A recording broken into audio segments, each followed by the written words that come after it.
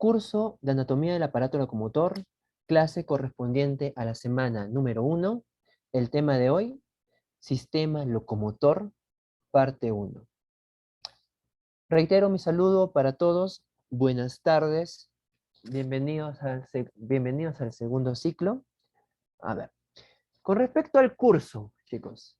El curso, como bien les decía en algún momento, es una continuación de lo que ustedes ya han estudiado en anatomía del primer ciclo, pero enfocada específicamente en lo que viene a ser el aparato locomotor. Y este aparato locomotor está conformado por 4 sistemas que son al final los que nos permiten el movimiento corporal. Tenemos lo que forman la estructura del cuerpo, como son el sistema óseo, el sistema articular, la parte que nos permite generar los diferentes movimientos a través de las contracciones, que viene a ser el sistema muscular, y finalmente el sistema de control, que es el sistema nervioso. Entonces, estos 4 sistemas se interrelacionan para permitir el movimiento corporal adecuado. Entonces, el curso justamente se enfoca en especializar el conocimiento en estos 4 temas. ¿Y por qué es tan importante estudiar estos temas del sistema locomotor? Porque son la base. Todo lo que estudian para el actuar profesional, cuando egresen, necesita que ustedes dominen, de preferencia a la perfección, la anatomía del sistema locomotor. Por ejemplo, como ustedes ya tienen un conocimiento muy breve, por lo que han estudiado en primer ciclo el curso de instrumentos de terapia física o el curso de introducción a la disfunción física, estos 2 cursos son los que les dan una visión de lo que es la práctica hacia futuro, que van a empezar a verlo justamente ahora desde el segundo ciclo. En segundo ciclo ustedes están llevando de manera simultánea anatomía, agentes físicos 1, que ya es el primer curso de tratamiento directo al paciente, y el curso de mecanoterapia, que son los 2 cursos de tratamiento directo que ya van comenzando. Claro, todavía son tratamientos, podría decirse, los más sencillos, los que son un poquito más generales, pero de todas maneras, es un avance, es un progreso hacia lo que se necesita hacia futuro. Les doy un ejemplo. En mecanoterapia, lo que les buscan es enseñarle cómo ejecutar un ejercicio. Y hay una parte que le llaman las movilizaciones pasivas, ¿ok? Pero las movilizaciones pasivas, ¿qué es lo que buscan? Lo que buscan es mejorar el movimiento de diferentes zonas del cuerpo. Para eso necesitamos conocer sobre qué articulación estamos. ¿Cuántos movimientos tiene esta articulación? ¿Cuánto de movimiento tiene dicha articulación? A lo que le llamamos el rango articular, cosa que ustedes han visto de manera general en instrumentos de terapia física, con el tema de goniometría. Bueno, acá en este curso vemos esos detalles. Entonces, si ustedes no entienden muy bien los detalles anatómicos de cada una de las articulaciones del cuerpo, difícilmente sabrán cuál es la mejor técnica que les enseñen en mecanoterapia que se debe aplicar para uno u otro caso. Otro ejemplo, miren, inclusive voy a tomar el ejemplo de un curso ya muy avanzado, traumatología y ortopedia, ortopedia nomás, que es el curso un poquito más pronto que se lleva. Cuarto ciclo, ortopedia, están viendo las características óseas de los huesos en los niños. durante los 2 a 4 años. Para que ustedes entiendan bien qué es lo normal, cuál es la alteración ortopédica y cuál es la mejor opción de tratamiento, primero ustedes deben conocer las características de sus huesos, sobre todo en el miembro inferior. ¿Qué características tiene el fémur? ¿Qué ángulo presenta? ¿Qué características tiene la tibia? ¿Qué ángulo presenta esta? ¿Cómo se relaciona el fémur y la tibia, hablando solamente de estructura ósea y no de movimiento? ¿Con qué otros músculos con qué otras estructuras, como son los músculos, se relaciona para tener un grado de estabilidad? Ahí viene la importancia. Me voy a otro curso, quinto ciclo, traumatología. Vemos un tema muy común que son los esguinces. Entonces, los esguinces, tú necesitas saber cuáles son las estructuras que están protegiendo a una articulación. Si hablamos de esguinces, la zona más frecuente de esguinzarse viene a ser el tobillo. Entonces, tendremos que entender muy bien la anatomía del tobillo, cuáles son los tendones, los músculos y ligamentos que rodean esta zona. ¿Cuáles de estos músculos, tendones o ligamentos son los que realmente ejercen la fuerza necesaria para la estabilidad? ¿Y esto dónde lo ven? En este curso. Y por último, hablando de un curso, digamos, a ver, vamos a uno más cercano. ¿Ya? Ahorita, segundo ciclo nomás. Les van a enseñar, o en tercer ciclo, digamos, el tercer ciclo, les van a enseñar técnicas de masaje en tercer ciclo, masoterapia.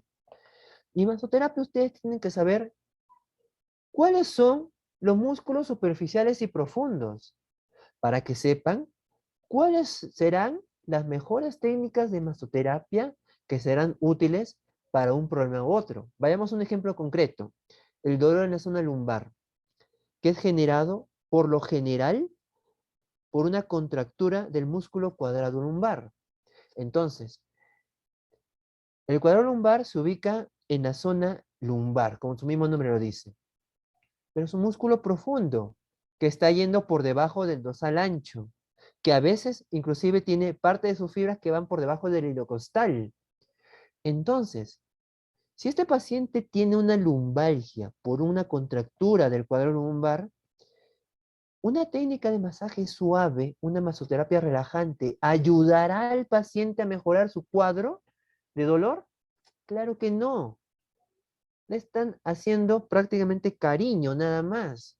Ahí ustedes tienen que ir con fuerza, a agarrar el músculo, a generar una técnica de fricción, compresión, que descontracture ese problema. ¿Generarán dolor? No importa. Será un dolor solamente momentáneo que luego de haber realizado tu técnica mejorarás tremendamente el dolor general que siente tu paciente. Pero esto tú lo haces porque ya entiendes correctamente cuál es la mejor técnica sabiendo también la anatomía. Entonces, con todo lo que acabo de decir, estoy simplemente dando un preámbulo general. Estoy dando la importancia de la anatomía del aparato locomotor para nuestra carrera. Es fundamental aprender bien este curso, ¿ok?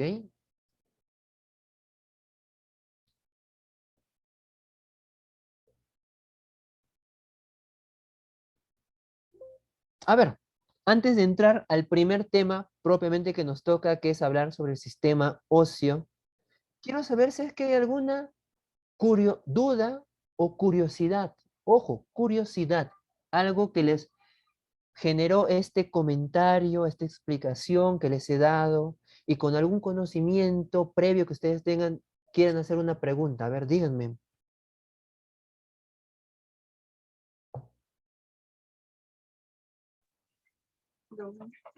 Profe, buenas tardes.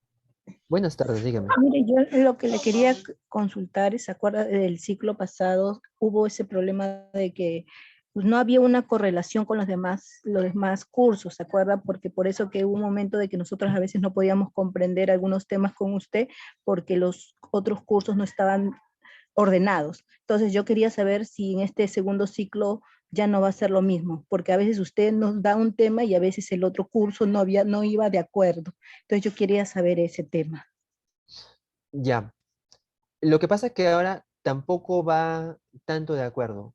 Pero, acá viene la razón por la cual ustedes lo que necesitan para entender los dos cursos que llevan en simultáneo de la carrera, que vienen a ser mecanoterapia y agentes físicos 1, pueden realizar el curso tranquilamente con los conocimientos que ustedes ya han adquirido en anatomía 1. O sea, en anatomía y fisiología que han llevado el ciclo pasado, con esos conocimientos tranquilamente pueden llevar prácticamente todos los temas que van a llevar en esos otros dos cursos, que son los cursos propiamente de aplicación. Y en el único curso, ni siquiera curso, sino temas, los temas finales de mecanoterapia, que se enfoca más a lo que es netamente el ejercicio, ahí sí necesitarán un poquito más de conocimiento. Pero para esos últimos temas de mecanoterapia, nosotros ya hemos avanzado más de la mitad de este curso, por lo cual podrán entenderlo tranquilamente. Entonces, es esa la ventaja de haber llevado la secuencia de primer ciclo. En primer ciclo sí se genera el problema, como bien dijo su compañera, pero ahora ese problema para este segundo curso ya no debe haber. Con lo que ustedes han aprendido en primer ciclo, tranquilamente pueden hacer todo o comprender a la perfección todos los temas, tanto de mecanoterapia como de agentes físicos. Así que no hay problema. Este curso sobre todo los prepara para los ciclos de adelante, los ciclos que ya vienen más de análisis, ¿no? Masoterapia con ejercicios físicos, tercer ciclo, ortopedia en cuarto ciclo, actividades funcionales en cuarto ciclo, agentes físicos parte 2 en cuarto ciclo, traumatología en quinto ciclo, este, rehabilitación neurológica en quinto ciclo, etcétera. Este curso es más preparándolos en general. Por eso, lo que aprendan ahora, tienen que acordarse por toda su carrera como estudiantes y perfeccionarla cuando hayan egresado. Porque no crean que cuando ya terminaron su carrera, ya no tengo que estudiar más. No, más bien tienen que estudiar más, pero en perfeccionarse en lo que hayan decidido dedicarse específicamente, ¿no?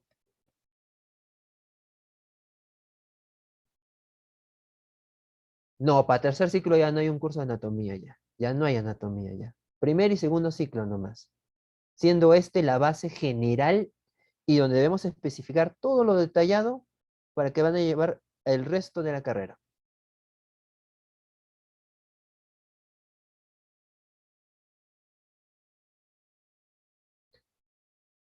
Muy bien.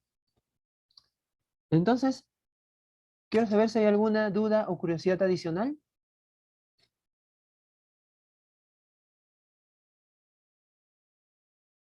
Estoy explicando recién las generalidades. Lo único que tenemos que saber entonces es que el sistema locomotor es el sistema formado por estos 4 subsistemas que al final lo que permiten es el movimiento corporal. Tal vez lo único que tendría yo que diferenciar es lo siguiente. Hay dos términos que no he colocado. El primer término que tenemos de aclarar es ¿a qué se le llama movimiento locomotor? ¿Ok? Movimiento locomotor. Tengo que decir que este movimiento locomotor es todo movimiento corporal que es capaz de generar un traslado del cuerpo. Entonces, les hago la pregunta. ¿Cuál sería un ejemplo de movimiento locomotor? Los brazos, las piernas. Ojo, miren bien la premisa. Traslado del cuerpo. Permite trasladar el cuerpo. En el chat estoy leyendo algunas respuestas. Caminar, saltar, muy bien. La marcha, que es el nombre correcto para caminar, es lo mismo, ¿ok? Bailar, ya, muy bien. Correr. ¿Alguna de esas actividades que lo haga un niño? A ver, o un bebito, ¿cuál podría ser? Gat- Volantines. Muy bien. Gatear, Dar gatear. volteretas, gatear. Perfecto. Entonces vamos a colocar acá ejemplos.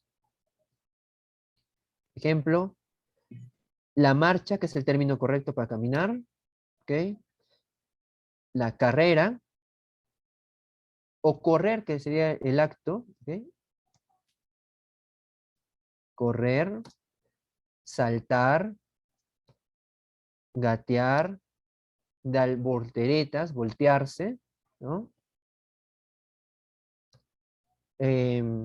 Antes de gatear, los bebitos rampean, pero no es el término correcto. ¿Cómo es? Arrastrarse, ¿no?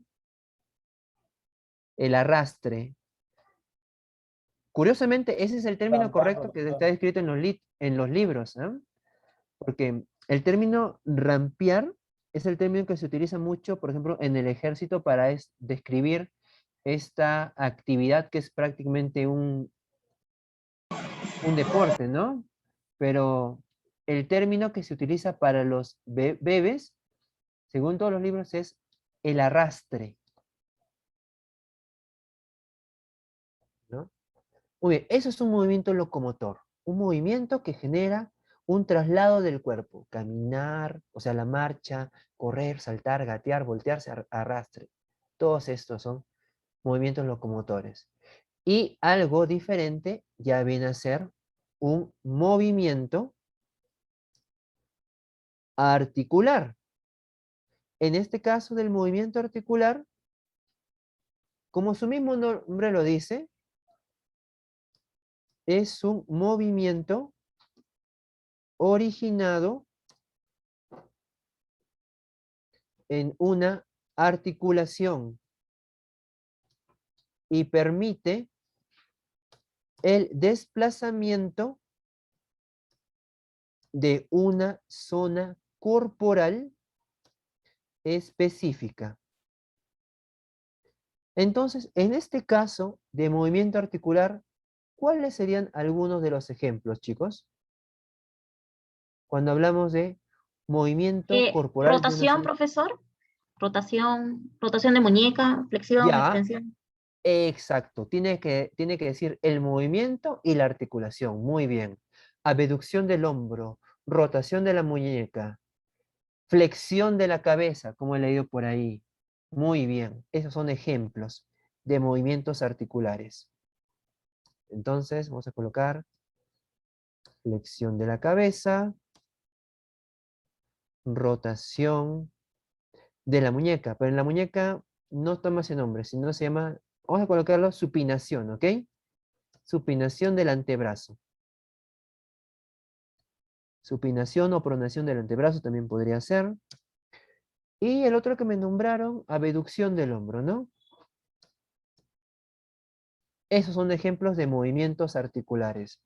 Movilizan un segmento corporal específico. ¿Ok? Eso es lo que tenemos que tener en cuenta.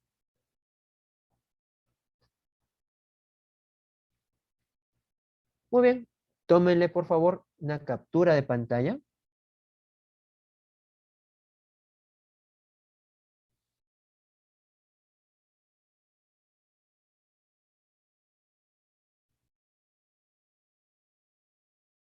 Muy bien, continuemos. Ya, entonces ya que sabemos los términos generales, tenemos estas dos definiciones claramente diferenciadas, valga la redundancia. Vamos con el primero de estos 4 sistemas que debemos estudiar. Vamos a empezar con el sistema óseo.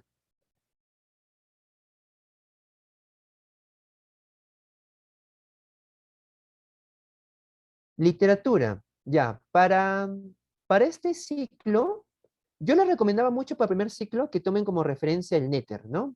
Ustedes deben saber que les recomendé bastante el Néter. Pero el Néter, por ser un atlas, porque les permitía entender rápidamente los esquemas, permitía entender los dibujos. Pero para segundo ciclo, como este es un tema que combina la parte de dibujos, pero sobre todo ya va un poco más de temas teóricos, el Néter ya no es tan recomendable para este ciclo.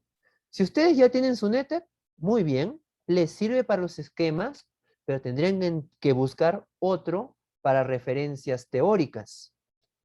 Yo más bien ahora les recomiendo algunos libros más relacionados propiamente a las evaluaciones, ¿ok? Que podrían ser, por ejemplo, el Kendall, el Daniels, que son 2 de los libros más adecuados. A ver, déjame hacer un paréntesis, ¿ya, chicos?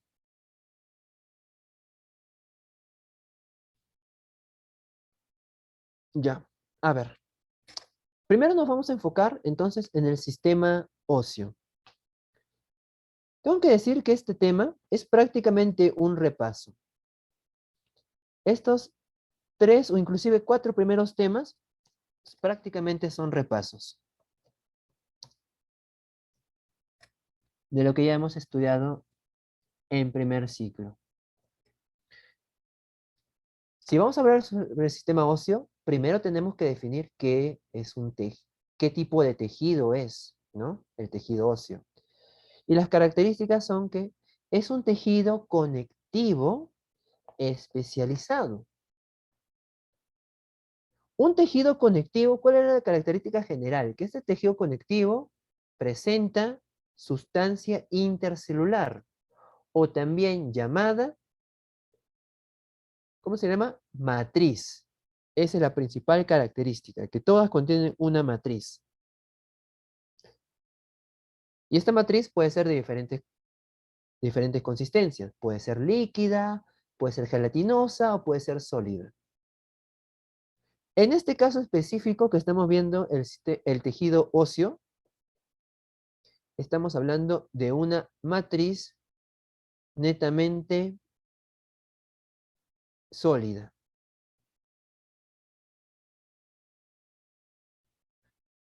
Las otras variantes del tejido conectivo ahorita no toman gran relevancia. No tenemos por qué enfocarnos en ellas, ¿ok? Vamos a ir de frente a lo que nos importa. El tejido óseo tiene una matriz sólida, entonces es una característica. Ahora, esta matriz también se le conoce como sustancia intercelular y es la que abunda, ¿ok? Y aquí está colocada, abundante sustancia intercelular. También podríamos llamarle que es una matriz sólida, ¿no? Porque es justamente la característica que corresponde. Presenta escasas células, efectivamente, porque solamente representa el 10% del total del tejido. Curiosamente, porque la definición de un tejido, ¿cuál es? Un tejido es un conjunto, o mejor dicho, es una estructura conformada principalmente por células. Y este tejido es el que rompe la regla, porque presenta una muy pequeña cantidad de células, apenas el 10%. Es un tejido que es muy resistente a la tensión y es muy vascularizado. Pero la resistencia a la tensión se la debe gracias a una proteína. ¿Cuál es la proteína que le brinda la resistencia a la tensión? Es el colágeno. Y eso que sea muy vascularizado e inervado, sobre todo el caso de la vascularización, se debe a su estructura que va por dentro de los huesos largos. ¿Cómo se llama esta estructura que va por dentro de los huesos largos? Ay, espérese. Es la médula ósea. Médula, sí. ¿Ok? Entonces, es la médula ósea la respuesta. Justamente por ello, tiene una tremenda vascularización. Y el que sea muy inervado, ¿qué le brinda? Que sea un tejido con alta sensibilidad, sobre todo en la parte externa, en lo que llamamos comúnmente periósteo, o el periósteo, perdón. El periósteo es la zona altamente inervada y por lo tanto altamente sensible. Muy bien. Entonces, es una de las 6 variantes del tejido conectivo, pero como es una característica especiales, por eso se le llama, por eso está acá descrito como un tejido conectivo especializado. Chicos y chicas, tomen la captura de pantalla, por favor. Mientras denme unos segunditos.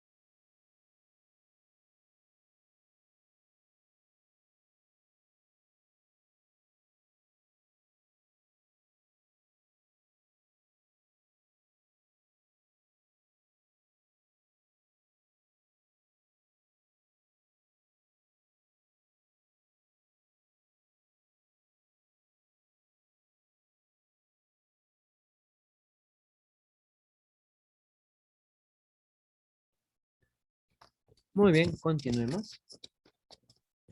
Ya, ahora, lo siguiente que vamos a explicar es relativamente a lo que son las células. ¿Ok?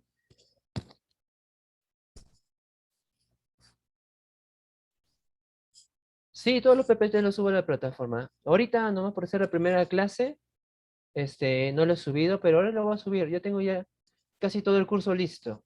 El fin de semana voy a subir todo el curso de frente.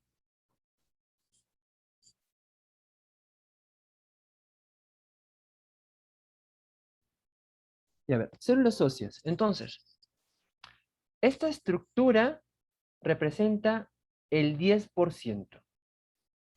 ¿Ok? El 10% del total del tejido óseo.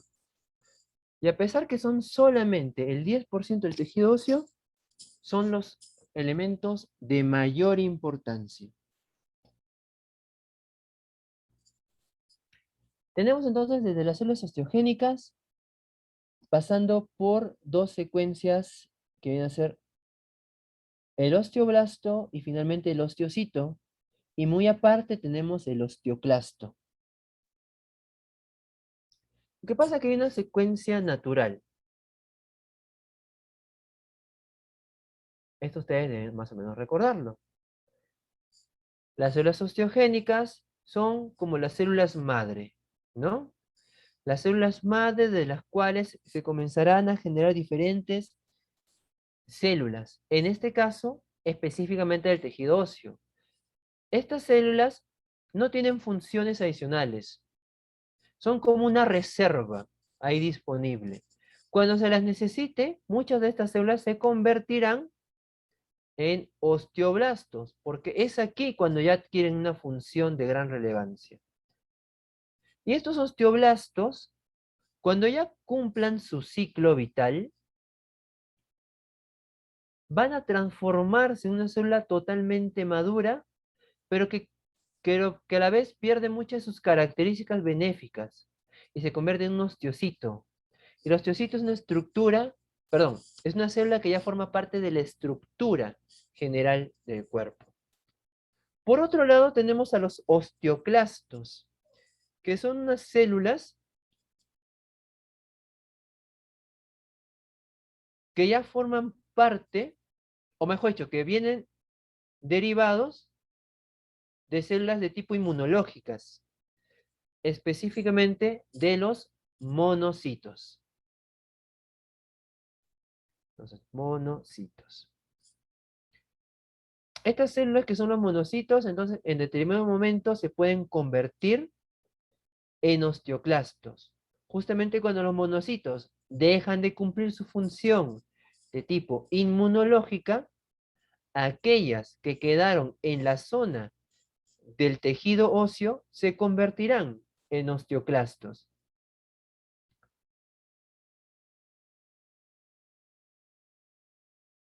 Ahora, vayamos directamente a lo que es el análisis de cada célula.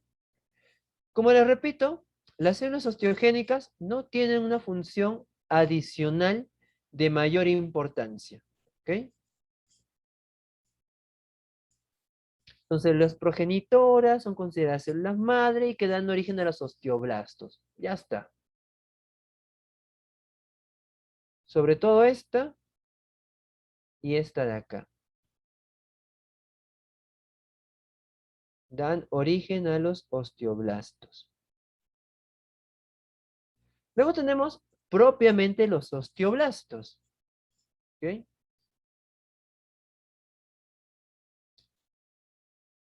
En los osteoblastos tenemos que estas son células jóvenes porque están en plena acción, plena actividad. Contienen esta enzima, la fosfatasa alcalina. Quedémonos con esta idea.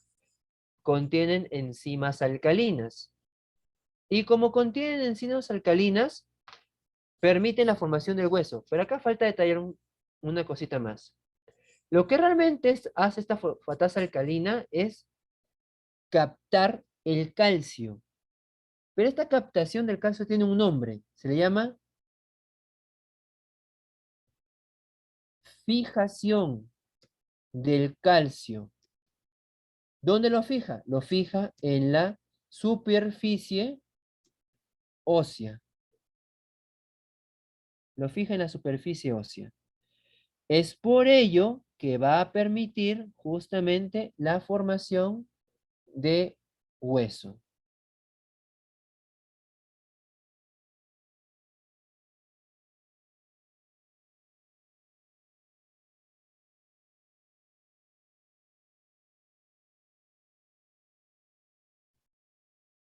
¿Ok? Entonces, la función real es la fijación de calcio en el hueso, en la superficie del hueso. Y gracias a esta fijación de calcio es que se logra la formación de huesos. Lo que pasa es que el término formación de huesos no está bien dicho, porque en algunos casos no se forma hueso nuevo. Lo que hace simplemente es regenerarse alguna parte del hueso que pudo haber estado dañada.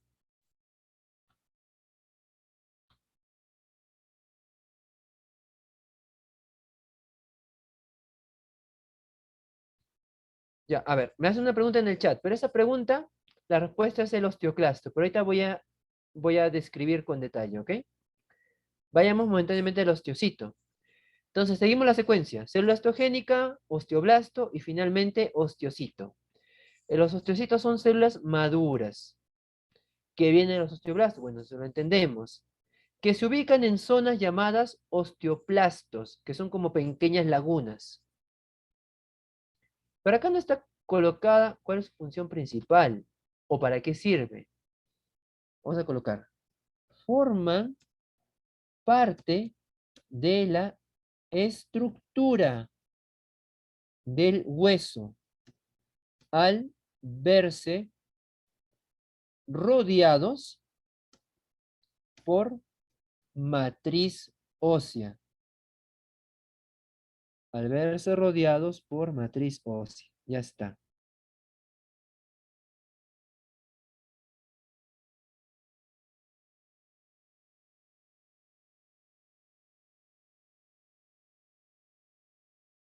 Ya está.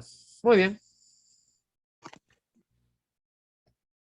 Y finalmente tenemos a los osteoclastos, que son las células que vienen de otro origen. Estas derivan de los monocitos. Vamos a colocarle con esto, ¿ya? Y los osteoclastos, ¿qué es lo que hacen exactamente? A ver, los osteoclastos son células grandes, multinucleadas, ya es un conocimiento general. Derivan de los monocitos, esto lo entendemos por la flecha. Acá va lo importante. Generan la resorción ósea. ¿Pero qué significa esto de la resorción ósea? A ver, la resorción ósea viene a ser el proceso, vamos a colocarlo a la derecha. Es un proceso por el cual se desintegra, bueno, más, no es desintegra, se descompone la superficie del hueso para liberar calcio. Eso es la resorción ósea. Este es el detalle, entonces, que a nosotros nos importaba. Vamos a colocarle aquí la flechita respectiva, ¿no?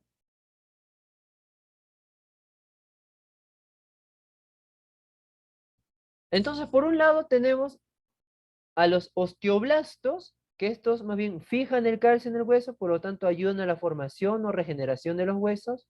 Y por el otro lado tenemos a los osteoclastos, que más bien realizan una resorción ósea, es decir, descomponen la superficie del hueso del calcio. Por eso dice que el osteoblasto y el osteoclasto tienen funciones antagonistas. Vamos a colocarlo de la siguiente manera. El osteoblasto y el osteoclasto tienen funciones antagonistas. ¿Y qué significa esto de que tengan funciones antagonistas? Son funciones contrarias.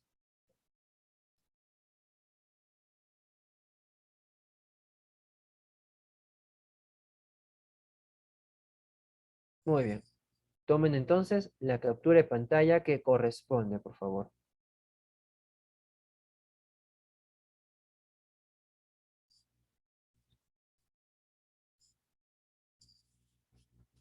Las palabras claves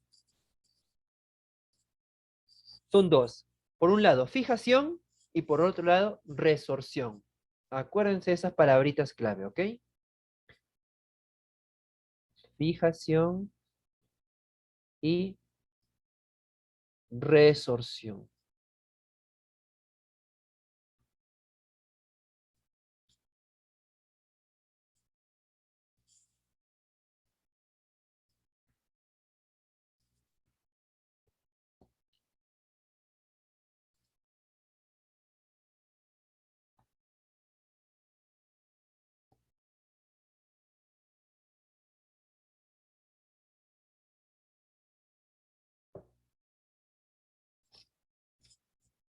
Muy bien, tiempo suficiente. Vamos a continuar. Ahora hablemos sobre la matriz ósea. Pero la matriz ósea es el nombre alternativo que se le da a la sustancia intercelular o extracelular, ¿ok? Que viene a ser, en palabras sencillas, todo el componente externo, que en este caso va a ser ¿de qué consistencia? Una consistencia sólida. Vamos a colocar aquí, entonces, es la sustancia intercelular,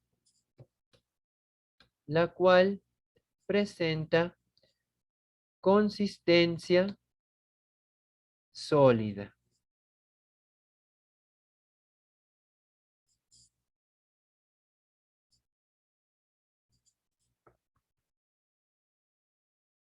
Esta estructura representa ¿cuánto? Representa el 90% de todo el tejido. ¿Ok? Ese es el detalle. Uy, no se ve. Ya, ahí creo que sí. Un poco por lo menos. Ahora sí. Representa el 90% del tejido. De esto tenemos dos variantes. Tenemos la sustancia que por compuestos orgánicos y la sustancia por compuestos inorgánicos.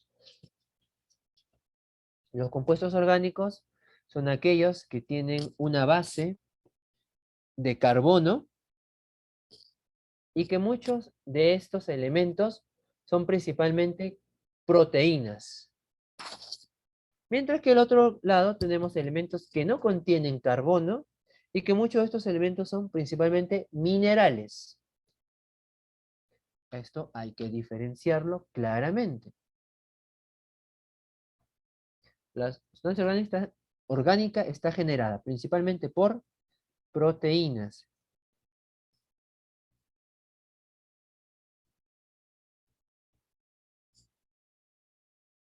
Es decir, elementos carbonados. Mientras que en el caso de las sustancias inorgánicas están generadas principalmente por minerales, elementos no carbonados. Y miren, las proteínas representan por un lado el 30%, mientras que los minerales representan el 70%.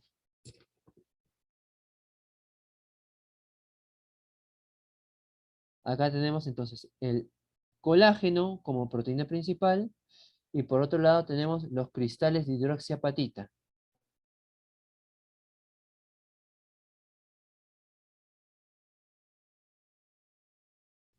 ¿Ok? Tenemos esas variantes.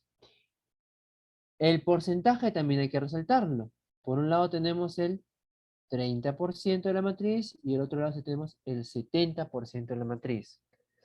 Lo único que faltaría realmente resaltar es cuál es la característica que le brinda cada uno de estos elementos.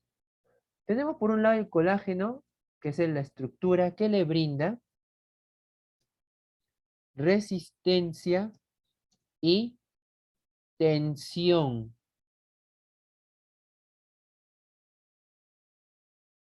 Le brinda resistencia y tensión, por un lado. ¿Ok? Mientras que la sustancia inorgánica lo que le brinda es dureza. Ese es el detalle. Resistencia y tensión por un lado y el otro lado tenemos la dureza.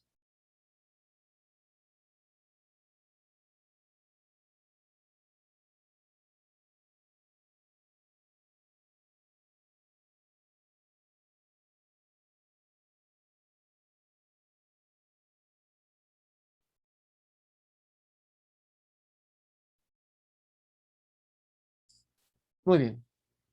Tomen la captura de pantalla que corresponde, por favor, chicos.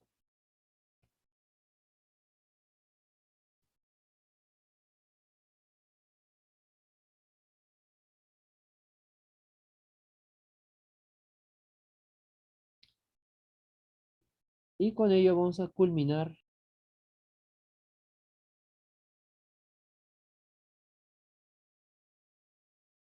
Ya, lo siguiente a estudiar es la composición interna del hueso. La composición interna del hueso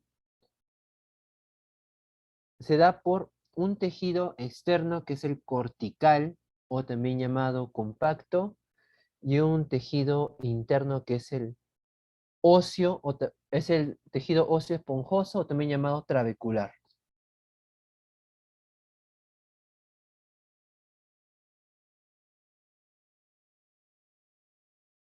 A ver, entonces,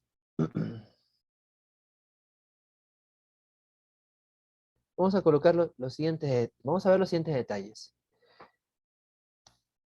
Quiero comenzar primero explicándoles una cosa. El hueso debe mantener un equilibrio según las funciones. Y ahora que estamos en segundo ciclo, ustedes pueden entender ya a la perfección estos conceptos. ¿A qué me refiero con esto del equilibrio del peso según sus funciones? Por ejemplo, no es necesariamente el mismo peso que debería tener el hueso de una persona que no hace nada de actividad física, una persona que tiene una vida sedentaria, que está siempre en casa, normalmente reposando, o si trabaja, lo hace solamente un trabajo de oficina, y cuando tiene tiempos libres, no va a hacer deporte, sino prefiere quedarse en casa, sentada, o echado viendo una película, viendo una serie, o se divierte a través de otro medio mediante la computadora, etcétera, no sé, pero es una vida totalmente sedentaria. Camina estrictamente lo necesario, por ahí que va a la tienda a comprar unas cosas, pero nada más. Una pregunta, ¿cómo serán los huesos de estas personas?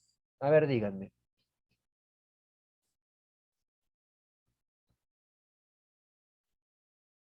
Rígidos, Recuerden que, profesor, disculpe de nuevo. que sus huesos pueden estar rígidos debido a que no hacen mucho movimiento o algo así. No se explica. Ya, la palabra fue entonces rígidos, ¿no? Ya, no es el término, porque ojo, estamos hablando de huesos. El término rígido iría más para articulación, y ahí sí estaría correcto. Pero huesos, solamente enfoquémonos en hueso nada más. A ver, veo varias respuestas en el chat. A ver, vamos a leer. Poco resistentes, muy frágiles, ¿no? Con poco calcio, descalcificados, están expuestos a romperse, muy bien. Que no tiene buena estructura, profesor. No tienen buena estructura, muy bien. Entonces, la gran mayoría de cosas que han descrito a través del chat y lo que han nombrado últimamente es lo correcto. Efectivamente, si tú llevas un ritmo de vida muy sedentario, pero ya extremadamente sedentario, porque conozco, miren, sin bromear, a personas que hasta le da flojera simplemente ir a comprar su comida y piden todo por delivery. Bueno, también les da, les da la economía para eso, pero puro delivery son, puro delivery, ¿ok? Yo tenía un paciente que era subgerente en una empresa de transportes muy conocida, muy conocida, una de las grandes empresas de transporte, y todo era delivery. Delivery, ni para ir a la tienda. O si salía 3 cuadras, tenía que ir en su carro. Imagínense, por 3 cuadras va en su carro. Entonces, vemos ese tipo de extremos, ¿no? Y miren cómo es. Huesos totalmente frágiles, susceptibles a romperse, huesos, no podríamos decir tal vez de delgado, pero lo que sí puedo decir que por dentro sus huesos están con una disminución de calcio muy, pero muy fuerte. ¿Ok? El término correcto es descalcificados. Están muy descalcificados.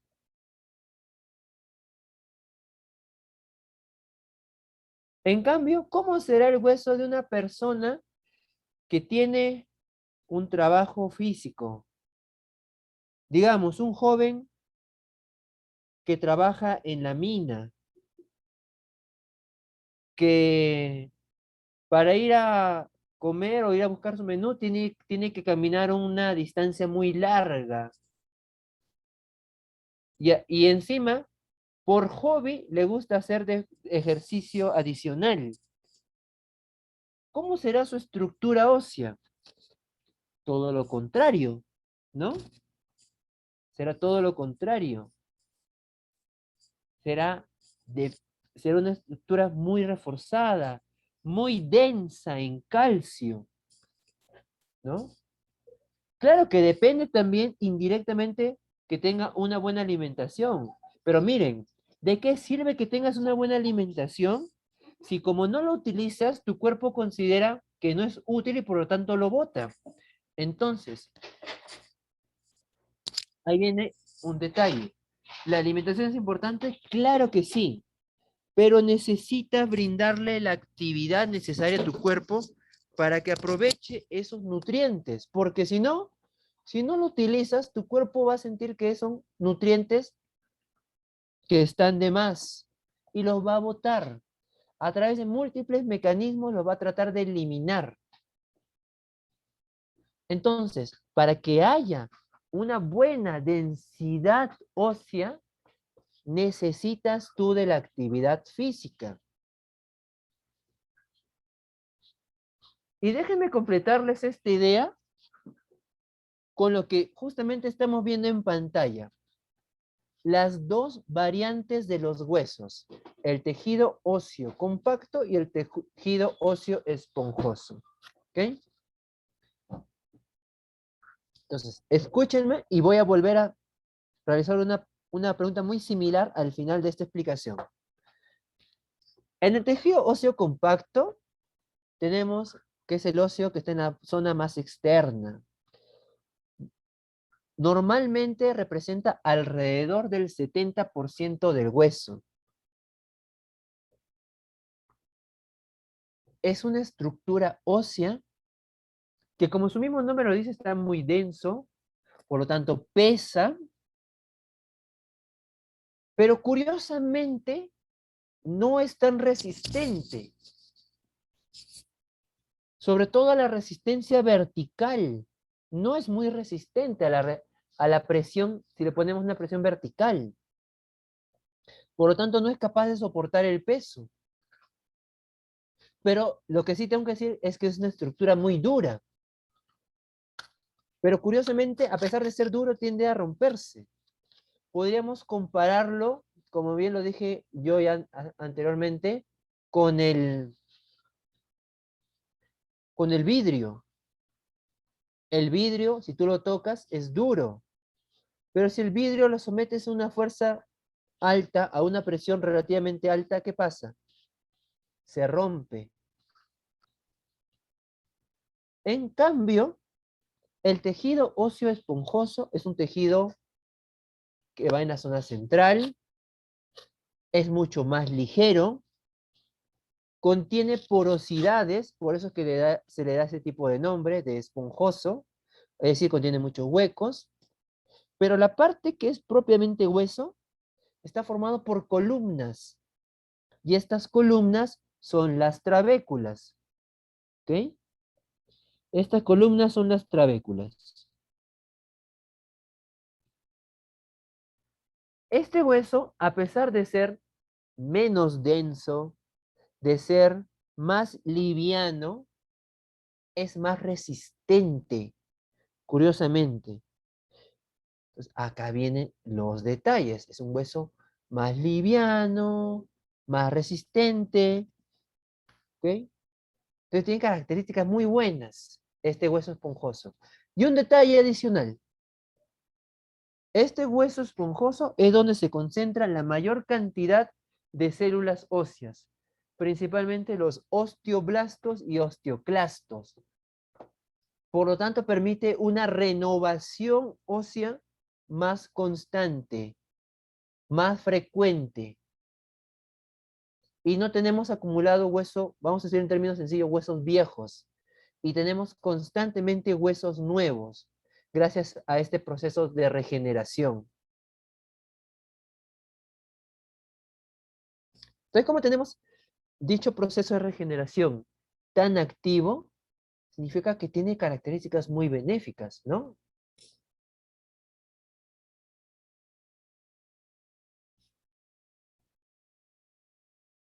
Efectivamente, esta es la zona del hueso que también se tiende a afectar cuando la persona presenta alguna enfermedad relacionada al metabolismo del calcio, sobre todo la osteoporosis.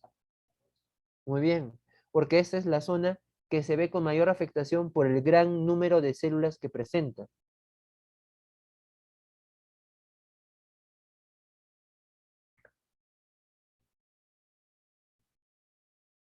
Muy bien. Entonces, vamos con lo siguiente. Si tú eres una persona ¿ok? Que realiza un tipo de actividad, digamos, de carga de peso, ¿ok? Una actividad de carga de peso que es muy resistente. ¿Tu hueso en general tendrá a ser más pesado o tenderá a ser más liviano?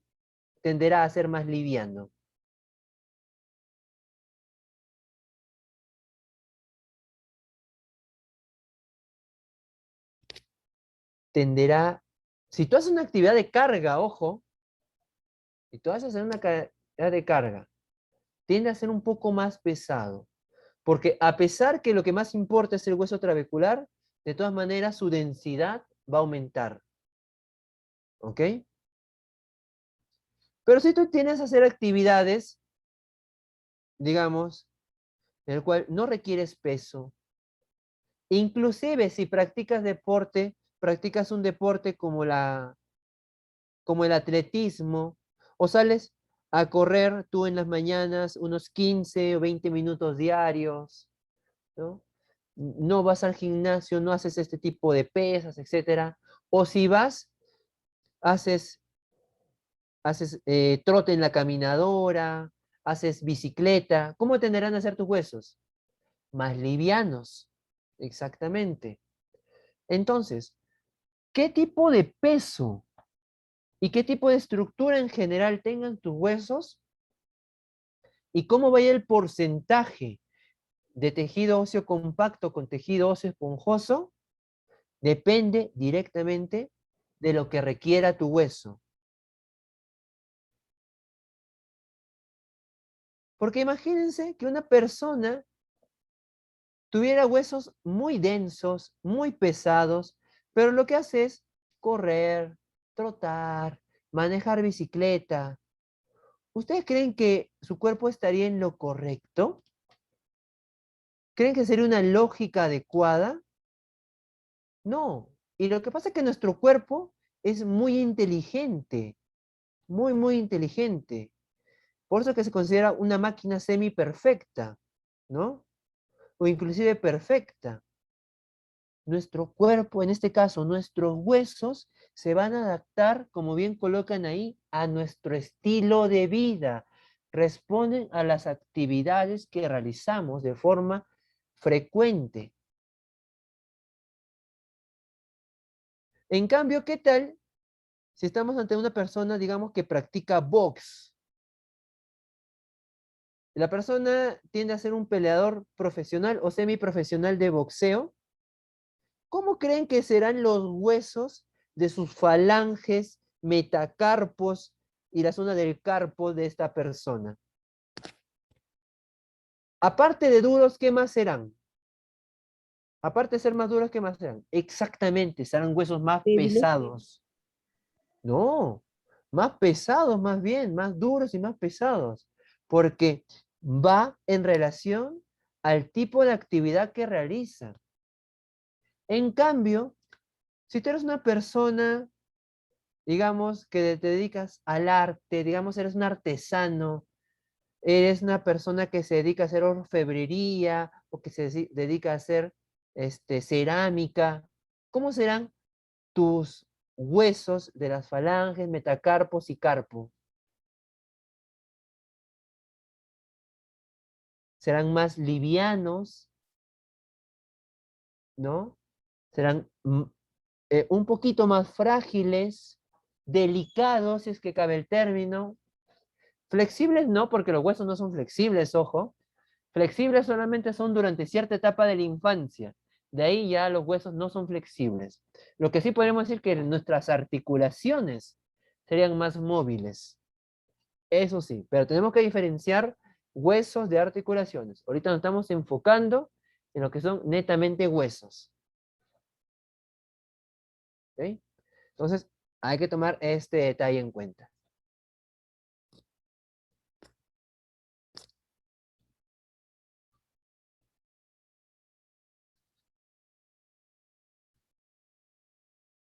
Muy bien. Entonces, esa es una idea central que quiero que se entienda. Porque más allá del apunte teórico, que tal vez ustedes ya tienen los apuntes teóricos del ciclo pasado, a los que yo les enseñé, de lo que yo mismo les he enseñado, o de los que les enseñó otro profesor, de lo que ese profesor o profesora les ha enseñado. Ustedes deben tener los apuntes teóricos. Lo que me importa es la idea, que entiendan el porqué, los porcentajes de tejido óseo esponjoso y tejido óseo compacto no son fijos, sino que pueden sufrir pequeñas modificaciones.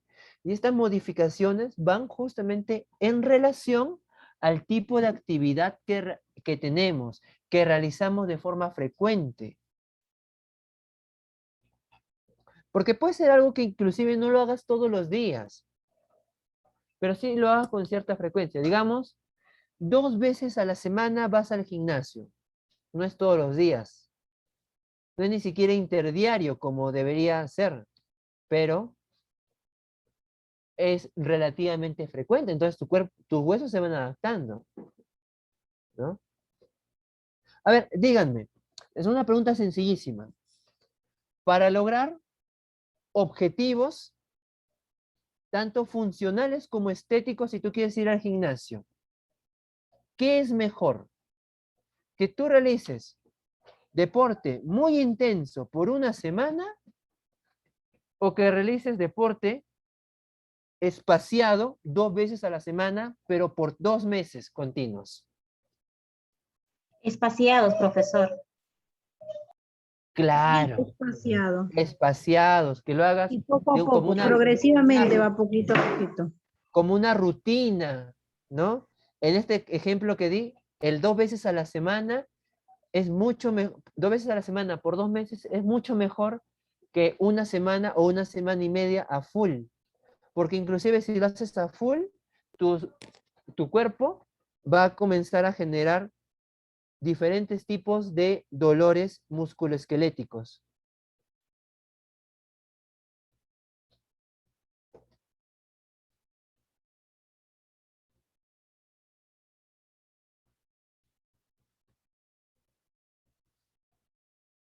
Ajá, y su compañero coloca una premisa que está muy bien, ¿no? ¿Qué tal un día hago una zona corporal, otro día hago otra zona corporal, otro día hago la tercera zona corporal? Y efectivamente, esas son las rutinas que, por ejemplo, se hacen en los gimnasios, ¿no? Un día trabajas piernas, otro día trabajas brazos, otro día haces cardio. Y así sucesivamente, y normalmente el domingo descansas descansas totalmente. Y luego vuelves otra vez a comenzar, pero te mantienes como rutinas. Muy bien, es válido, ¿no? También es una rutina. Mientras que lo mantengan como rutina, va a valer.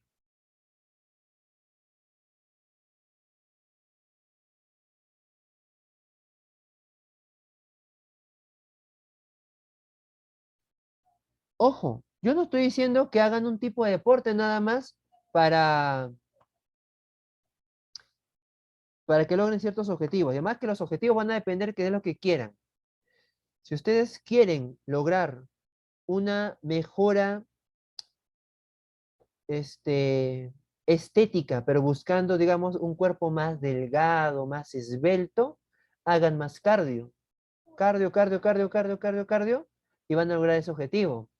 Si ustedes quieren lograr una hipertrofia muscular, aumentar el tamaño de sus músculos, sobre todo nosotros los varones que buscamos más este objetivo, tienen que hacer pesas, sí o sí. Y más bien deberían disminuir al mínimo posible cardio, ¿no? Al mínimo posible cardio. Pero ya que estamos viendo, no ahorita, sino el punto de vista estético, sino qué tal si vamos al punto de vista funcional y de salud. ¿Qué creen qué tipo de ejercicio mejore mucho mejor nuestra salud en general? ¿Los ejercicios de fuerza, de alta resistencia o los ejercicios cardiovasculares? Cardio, ¿no? Cardiovasculares. Bicicleta. Si lo haces media hora todos los días, excelente.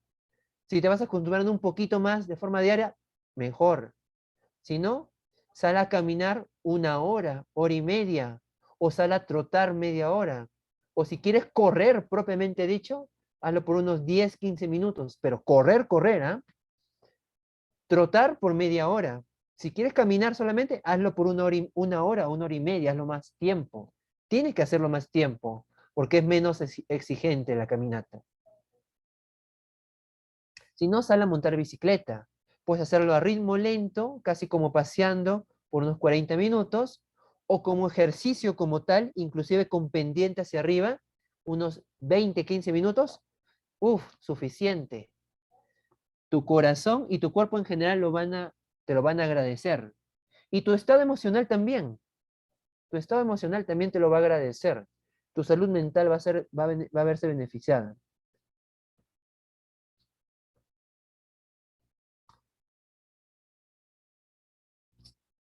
Los isométricos son sobre todo para buscar estabilidad específica en ciertas zonas corporales. Por ejemplo, dentro de los isométricos, uno de los más conocidos son los pilates, ¿no? Uno de los más conocidos. Existen un montón de métodos de ejercicios isométricos, pero el más conocido es el pilates. Buenísimo también para mejorar la salud y flexibilidad general.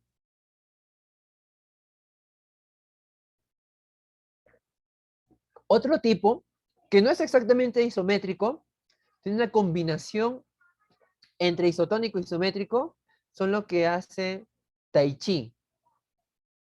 Que si bien el Tai Chi es muy suave y todo ello, pero hay ciertas posturas que necesitas tan buena resistencia en ciertas articulaciones como la rodilla, el tobillo y la cadera, que te generan un buen esfuerzo. Y igualito te mejoran bastante tu estado de salud. Por eso se recomienda bastante para personas de la tercera edad.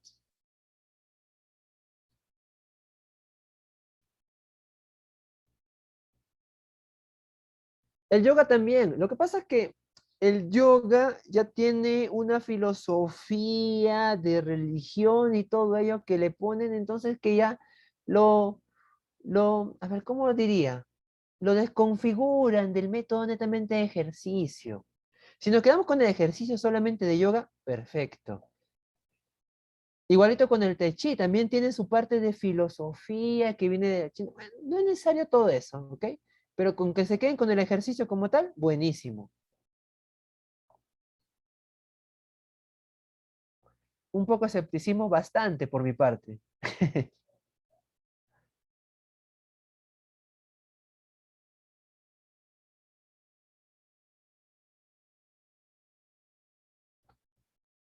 Ustedes saben, ¿no? El curso pasado, cuando hablamos sobre un tema específico, creo que tuvimos algo relacionado con un poco de religión. También no me gusta hablar mucho sobre eso. No me gusta hablar mucho sobre eso. Justamente por el respeto a las opiniones de todos, prefiero no hablar sobre esos temas. Entonces, enfocándonos solamente en el ejercicio, son buenísimos, buenísimos. Muy bien.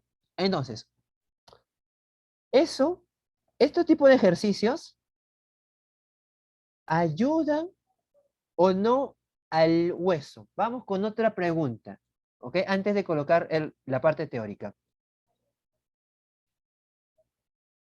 A ver, miren, chicos. Les hago una pregunta. ¿Qué tipo de deporte? Recuerden que tiene el audio activado. Me da curiosidad, que me han pedido audio activado y no me responden por audio. ¿Qué tipo de deporte recomiendan que hiciera un jovencito de 11 a 14 años si queremos lograr que crezca? Natación, profesor. Natación, básquet. ¿Ya? ¿O alguna otra idea?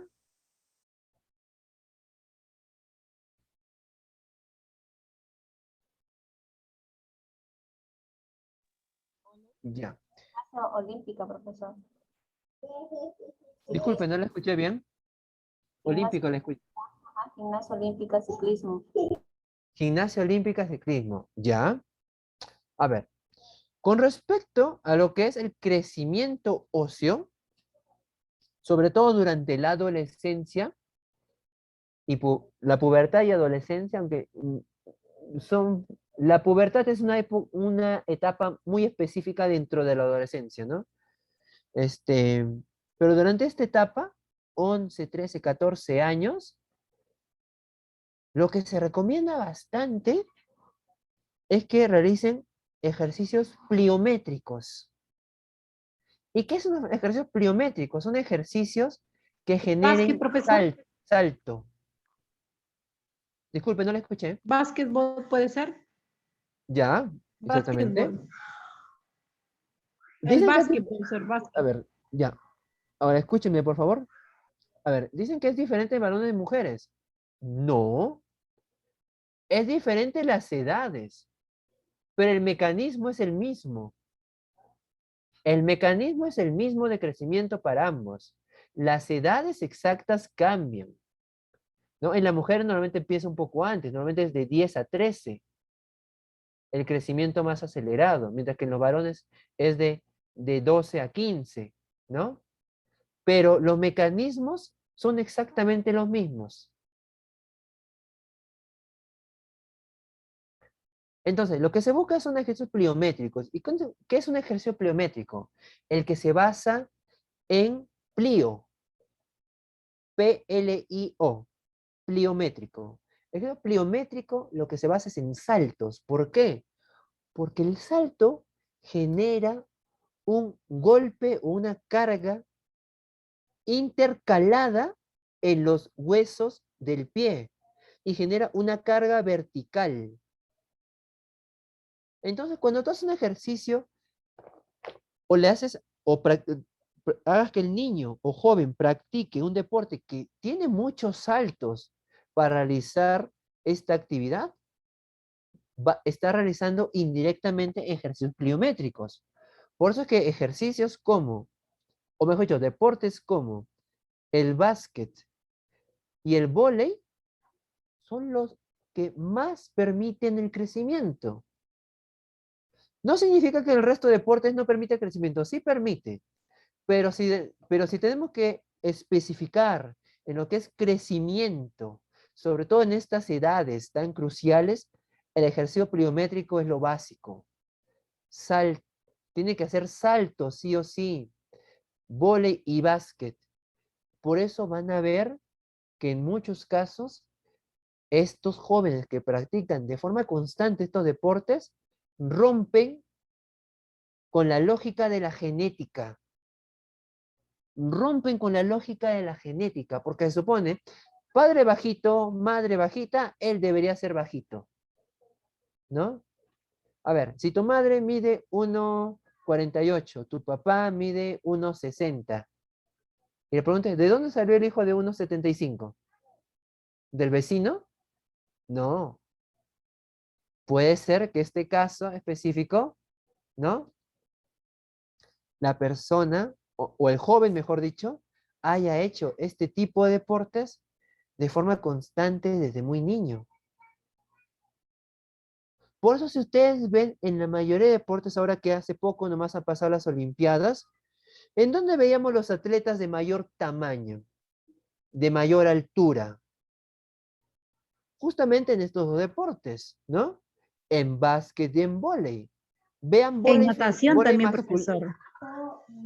Se veían buenas En alturas, natación. pero no eran los más altos de todos. Salto también, lo que hacen salto con garrocha, ¿no? Este tipo de deportes del atletismo también, porque también hacen lo mismo. Practican saltos, generan golpes intermitentes, verticales al esqueleto en general. Al generar golpes intermitentes al esqueleto, permiten el crecimiento. En cambio, si tú lo mantienes a una presión constante, más bien el cuerpo tiende a no crecer, o mejor dicho, el hueso tiende a no crecer. Por eso veíamos que los deportistas que practican ¿halterofilia es? No, halterofilia son los que hacen a ver, déjame recordarme bien el nombre. ¿Halterofilia cuál es? Lo que hacen Halterofilia, pesas. lo que hacen pesas, ¿no? Ah, está bien, entonces. Ya.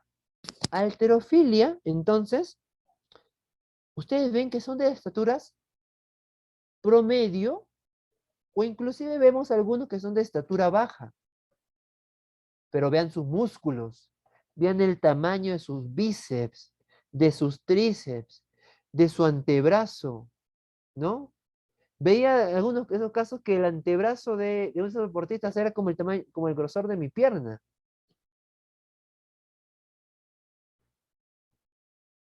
Entonces, se veía estos. Profesor, Dígame. sí, eso explicaría entonces, digamos, el rasgo biogenético de los rusos, ya que ellos, ya el Estado les ha implantado el entrenamiento físico militar entre los 13 y 16 años, ¿no? A las mujeres les empiezan a los 14 hasta los 17 años. Pero normalmente cuando los rusos tienen un promedio de estatura equivalente a 1,80 m para arriba, ¿no? ¿Eso explicaría este desencadenante netamente en este país?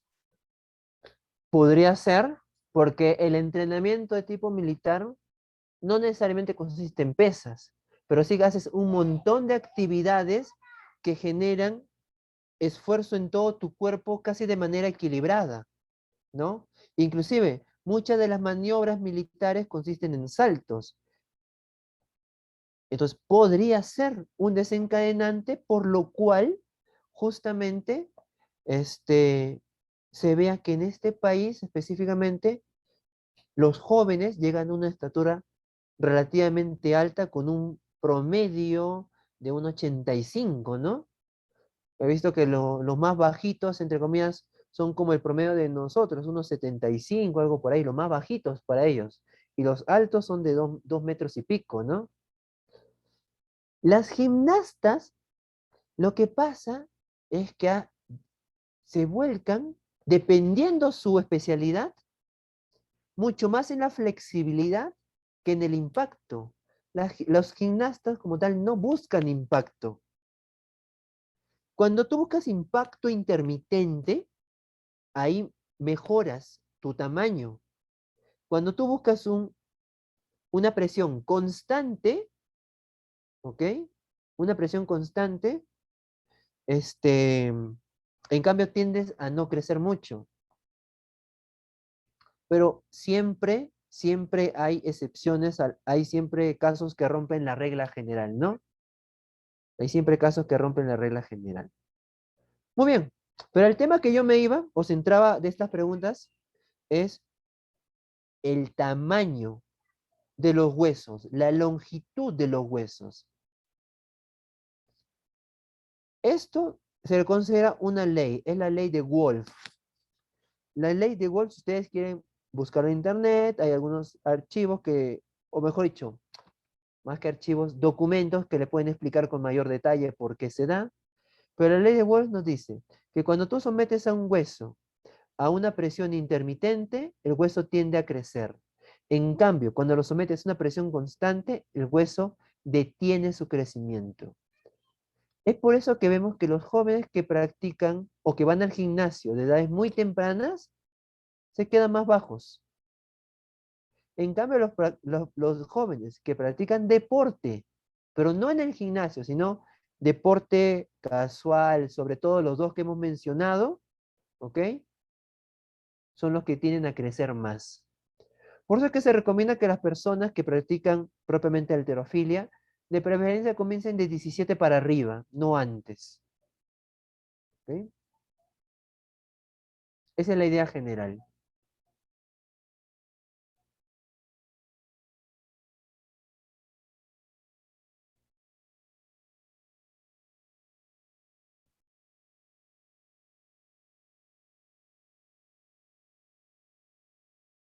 Muy bien, vamos a apuntar entonces ciertos detalles, ¿ya?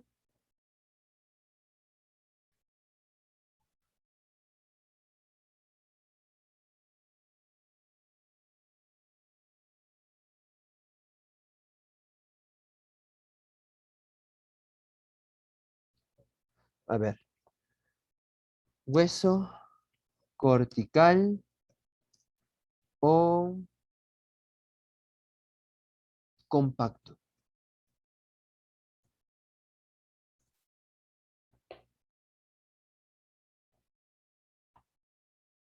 Muy bien. es un hueso más denso, con mayor peso, coma, más duro, pero menos resistente a la presión.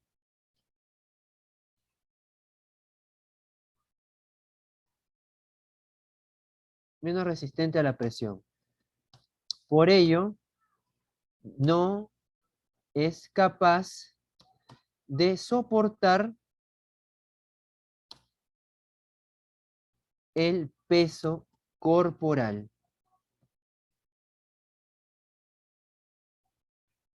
Por otro lado, tenemos el hueso esponjoso, o también llamado hueso trabecular.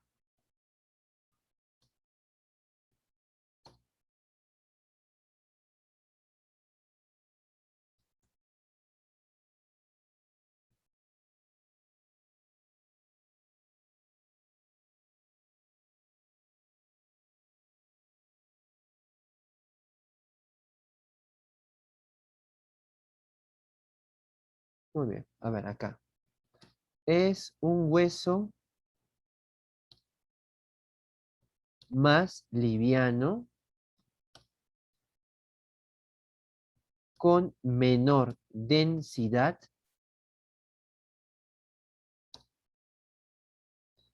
pero con mayor resistencia a la presión, coma, o punto seguido. Este es el hueso que soporta el peso corporal.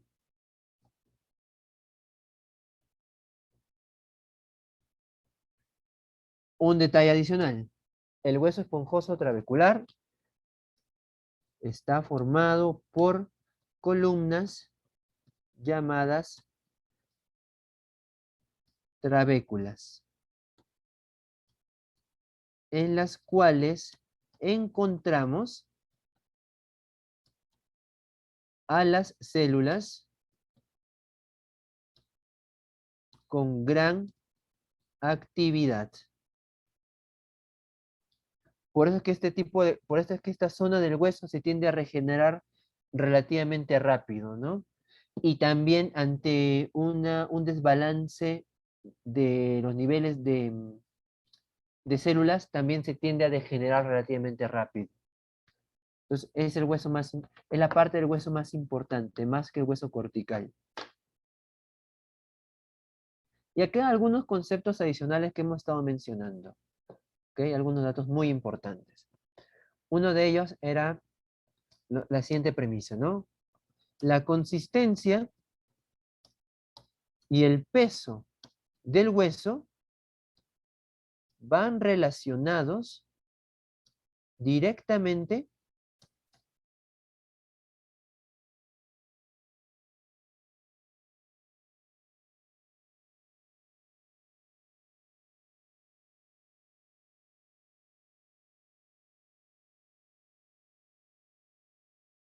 que estos cumplen. Es decir, en relación al estilo de vida, ¿no? Y este estilo de vida incluye también el tipo de actividad laboral que realices, ¿no? Vamos a aumentar el tamaño, está muy chiquito así. Lo mismo también acá.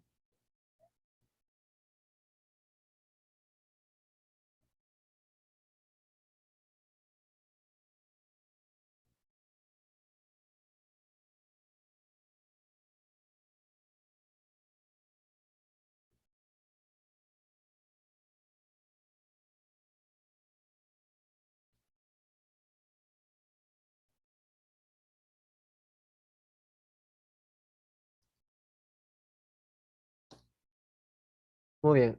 ¿Qué más hay que nombrar? A ver, lo último que estaba diciendo. Ya, la ley de Wolf, ¿no? La ley de Wolf.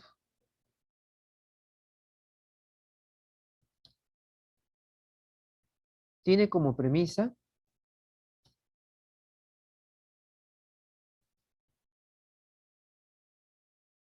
Edwards tiene como premisa que la presión, en paréntesis, impacto, intermitente, estimula el crecimiento óseo, mientras que la presión constante inhibe. Inhibe significa disminuir, detenerlo, ¿no? Inhibe el crecimiento óseo. Muy bien.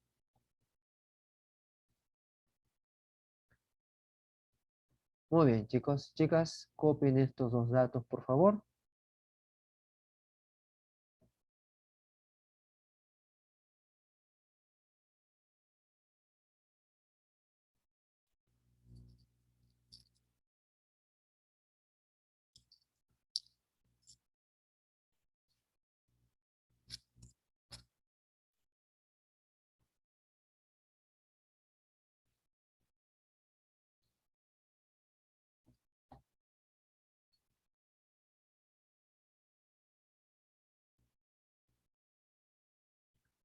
Avísenme cuando terminan.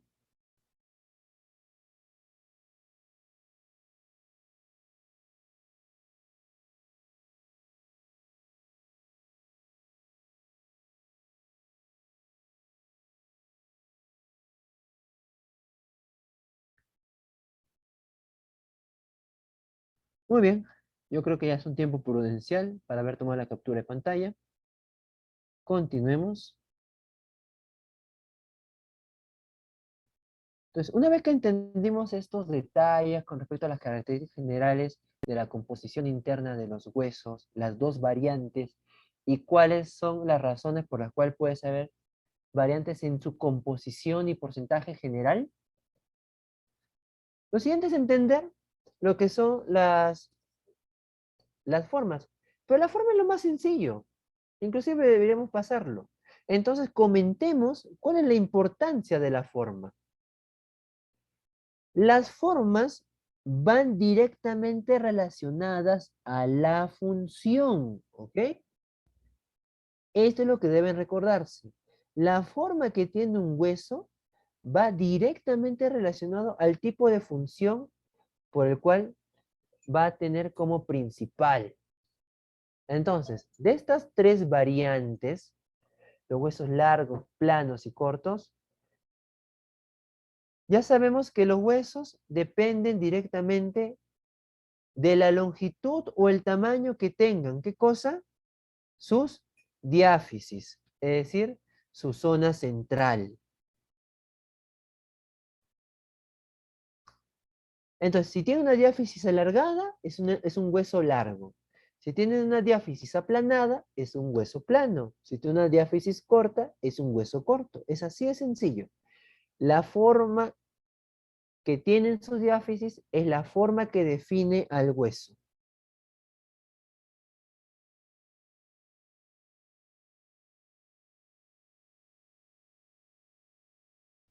Ya está. Entonces, con respecto a los huesos largos, ¿cuál es su principal función de estos huesos? A ver, díganme.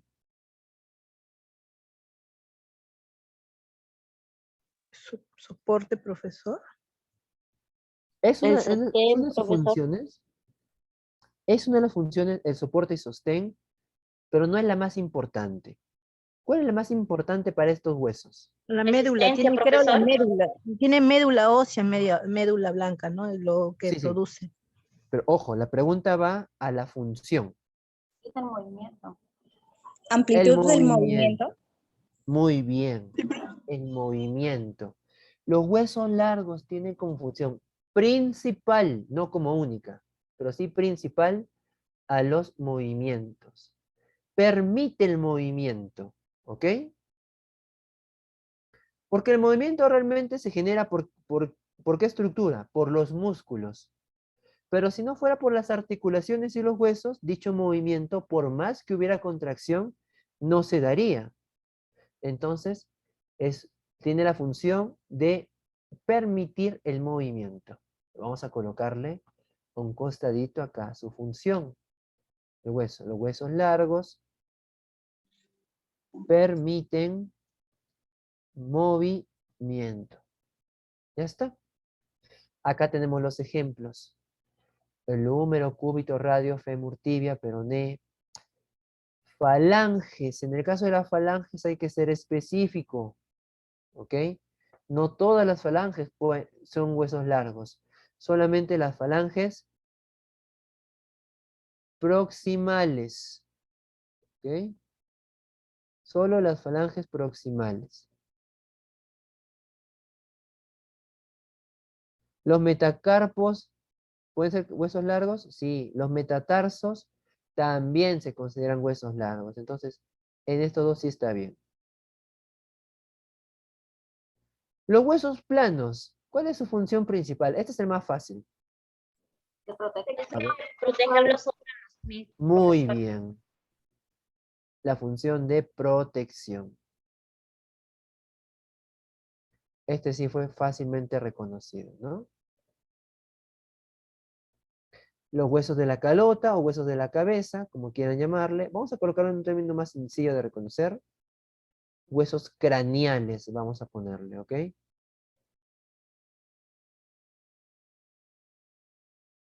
Los huesos craneales.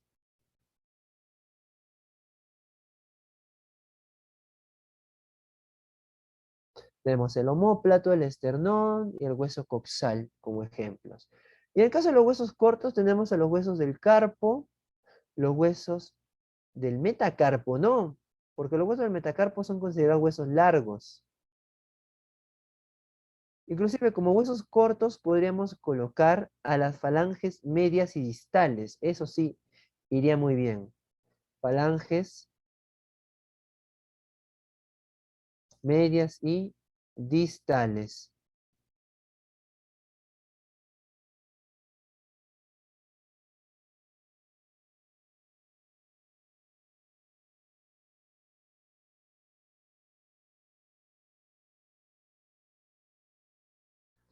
Si tenemos a los huesos del carpo, también podemos colocar fácilmente a los huesos del tarso.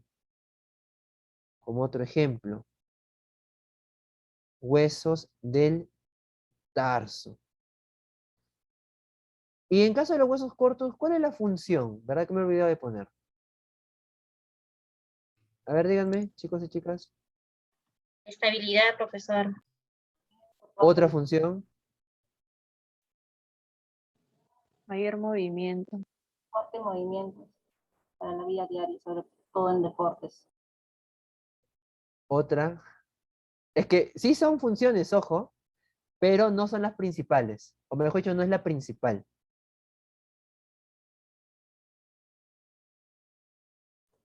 Forma el esqueleto sólido. Va por ahí, va por ahí. Tiene una función estructural, sí, es verdad, pero sigue sin ser la función principal. Eso quiero aclarar. Que yo estoy colocando acá una función no significa que es la única función que pueden tener los huesos largos, ni que los otros huesos no puedan tener este tipo de función. Porque existen huesos cortos que pueden permitir el movimiento. Existen huesos planos que también pueden permitir el movimiento. Harán huesos largos y cortos que también brinden la protección. Pero que estoy colocando acá es solamente el movimiento, la función principal de cada caso. ¿Ok? Entonces, la pregunta sería, ¿cuál es la función principal? Muy bien, en el chat han dado la respuesta correcta. Corte y movimiento, profesor. No es exactamente esa. La función que sí me han puesto muy bien en el chat es la de reserva mineral. Los huesos cortos son los primeros en afectarse cuando hay un proceso de descalcificación. Por eso, por ejemplo, en el caso específico de la osteoporosis, ¿cuál es la primera zona corporal y los principales huesos que más se afectan? Los huesos alrededor de la muñeca. los huesos del carpo. Son los primeros en afectarse en una osteoporosis. Por eso que los primeros síntomas se sienten en estas zonas. En la zona de la mano, cerca de la muñeca, o en la zona de los pies.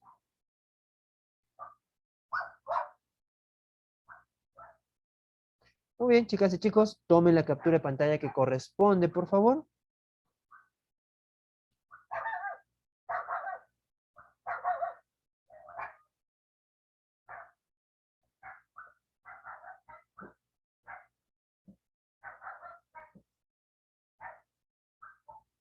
Muy bien. Entonces, con ello vamos a terminar la parte teórica, ¿ya? Vamos a ver algún pequeño video de información complementaria para terminar la clase. A ver, quiero saber si es que alguien tiene alguna duda o pregunta antes de colocar los videos complementarios. O curiosidad. Recuerden que este tema todavía vamos a continuar la próxima semana, ¿ok? Pero dudas, preguntas o curiosidades.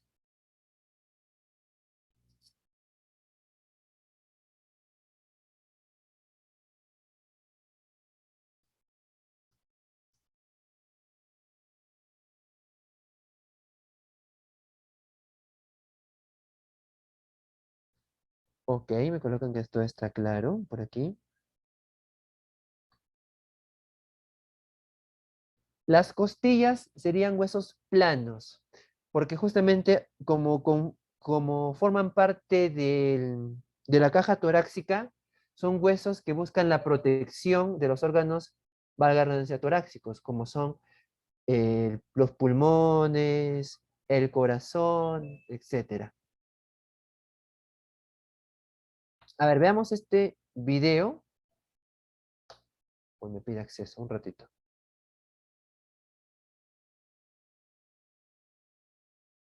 La clavícula también, también.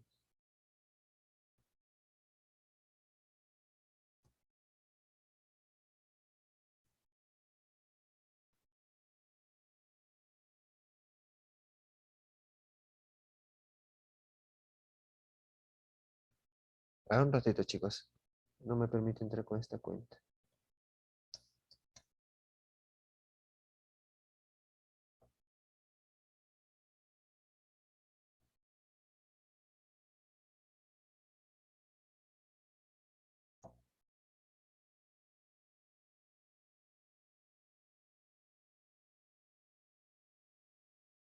Los huesos sesamoideos son huesos cortos que tienen funciones para complementar ciertas zonas específicas. Por ejemplo, uno de los ejemplos clásicos de hueso sesamoideo es la rótula, ¿no?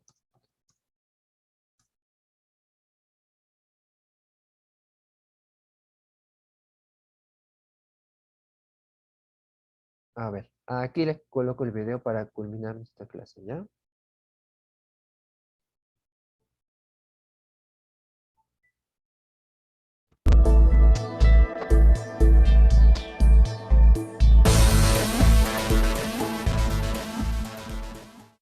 Hola a todos, el tema que nos convoca en este video es hablar un poco de la clasificación de los huesos.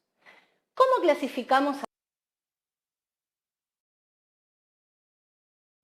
No lo pongan más, chicos, sino porque el internet de Zoom y más YouTube no me va a aguantar. a los huesos?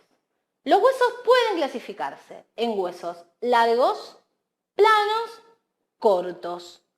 Pero además hay otra clasificación que nos permite incluir a los huesos irregulares, huesos neumáticos y huesos sesamoideos. Vamos a empezar con los tres principales. Huesos largos. ¿Por qué denominamos así a estos huesos? Porque predomina una dimensión que es la longitud sobre el ancho y el espesor. Los huesos anchos o planos se denominan de esta manera porque predomina el ancho y la longitud sobre el espesor. Por último, en los huesos cortos no predomina ninguna de las dimensiones. ni la longitud, ni el ancho, ni el espesor. En lo que respecta a las características de los huesos neumáticos, podemos decir que estos presentan una cavidad que tiene aire en su interior. Los huesos irregulares presentan características particulares y no nos permiten incluirlos en ninguna de las otras formas. Por último, los huesos sesamoideos suelen ser inconstantes, con una excepción que es la rótula, ubicada formando parte de la articulación de la rodilla. La función de los huesos sesamoideos es permitir el deslizamiento de los tendones.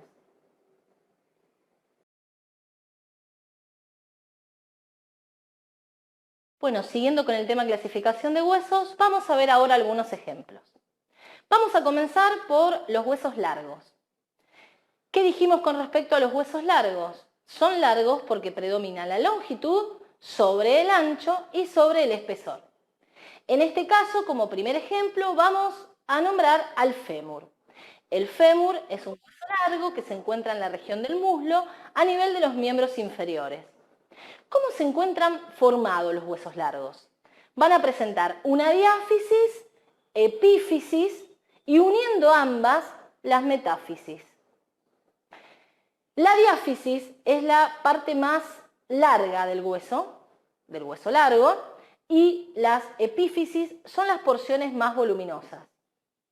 Dentro de lo que son las epífisis vamos a tener las superficies articulares por las cuales van a unirse dichos huesos a través de articulaciones con otros huesos.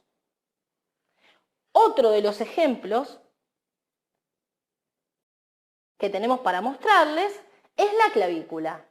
La clavícula también es un hueso largo.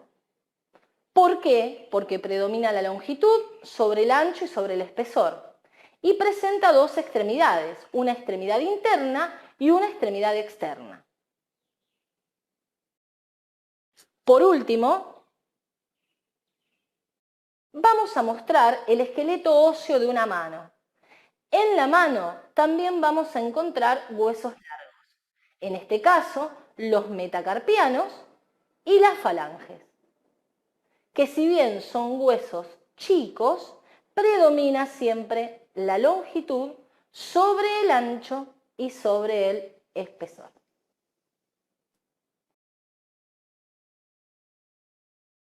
Vamos ahora a ver los ejemplos sobre huesos planos o anchos. Primero repasemos. ¿Por qué decimos que estos huesos son planos o anchos? Justamente porque predomina el ancho y la longitud sobre el espesor. En este caso, muchos de los ejemplos sobre este tipo de huesos los encontramos en el cráneo. En esta zona ubicamos el hueso parietal, que acá lo tenemos desarticulado.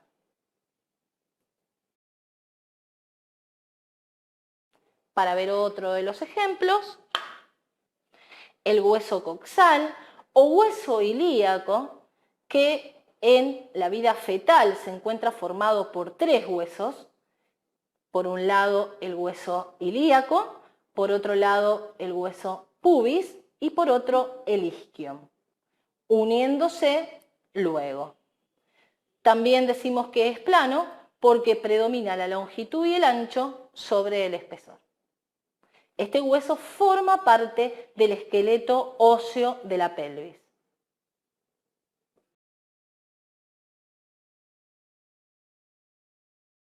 En este caso, el esqueleto óseo, tanto del pie como de la mano, nos sirven para encontrar ejemplos de huesos cortos. ¿Cómo describimos un hueso corto? Un hueso corto es aquel donde no predomina ninguna de las dimensiones sobre otra, ni la longitud, ni el ancho, ni el espesor. Si observamos la mano, los huesos cortos se encuentran formando parte de una estructura que denominamos carpo. En el caso del pie, dichos huesos se encuentran formando parte del tarso. Acá podemos observar el calcáneo articulado con otros huesos del tarso. Acá lo observamos individualmente para poder descubrir las características. Ninguna de las dimensiones predomina sobre la otra.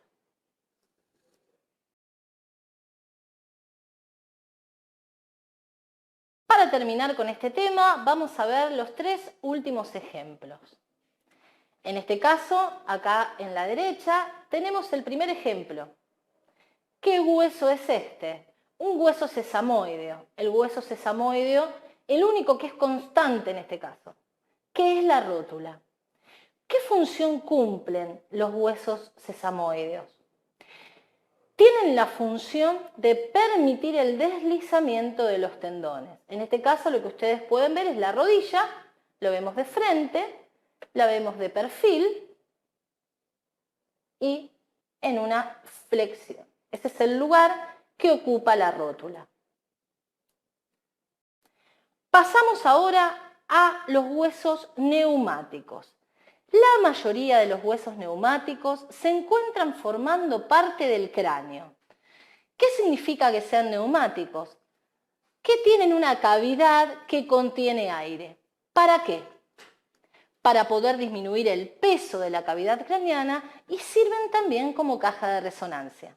De todas maneras, los huesos neumáticos también son planos o irregulares, como por ejemplo el efenoides, en el caso de irregular y neumático, o el frontal, en el caso de plano y neumático. Por último, el ejemplo de hueso irregular, en este caso las vértebras, con su forma particular. Presenta un cuerpo con distintas apófisis, ¿sí? Es un hueso totalmente irregular. Bueno, esperando que les haya servido este tema, les dejamos un afectuoso saludo y éxito siempre. Muy bien, chicos, entonces con ello estaríamos culminando la clase por el día de hoy.